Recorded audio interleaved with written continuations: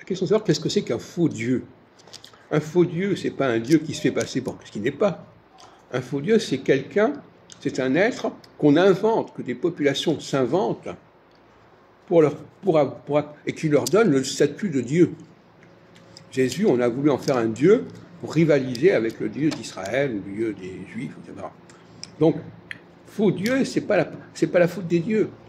Même le chapitre sur le buisson ardent, au chapitre 3 de l'Exode, c'est une invention des Israélites.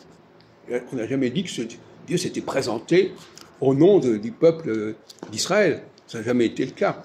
C'est des gens qui ont écrit des choses à ce sujet et qui ont voulu faire croire qu'il y avait ce Dieu qui s'était manifesté, etc. Donc ce sont des impostures totales. Alors les faux dieux, alors il y a des fausses religions aussi. Les fausses religions, on en a parlé d'ailleurs il n'y a pas longtemps, sont des religions où la seule existence de ces religions, c'est le livre.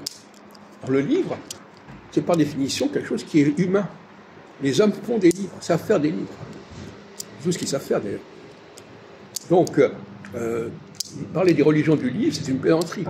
Moi, je pense que je suis pour une religion du ciel. Le ciel est un livre, mais un livre au sens transcendantal du terme. Le ciel, il faut décoder le ciel, il faut décoder les systèmes solaires. Et là, effectivement, c'est là. Dans certains cas, il y a une connexion entre les deux. Par exemple, dans le chapitre 1er de la Genèse, c'est un livre, et on parle du ciel. Bon. De même qu'on parle d'Adam. Et Adam, ce n'est pas une invention, c'est un être réel, c'est l'humanité, une certaine humanité. Là, on peut encore vérifier. Mais tous les miracles qui sont racontés dans les livres, on parle des religions du livre, c'est une plaisanterie. C'est une insulte au vrai Dieu. Le vrai Dieu, c'est celui qui a créé le ciel et la terre, c'est celui qui a créé Adam, et c'est une création qui se fait par-dessus la création naturelle, une création surnaturelle, mais qui est pas pour autant inexistante.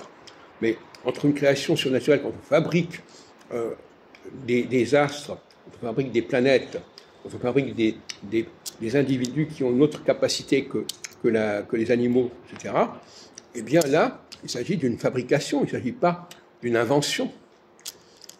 Une invention, alors il y a des inventions qui sont réelles, mais tout ce qui est de l'ordre des romans, tout ce qui est de l'ordre du livre, ce sont des inventions qui sont fictives, qui sont factices.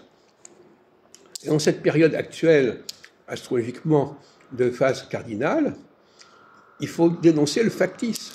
Il faut dénoncer tout ce qui peut être l'objet d'un consensus global comme ça de la population et qui ne repose sur rien.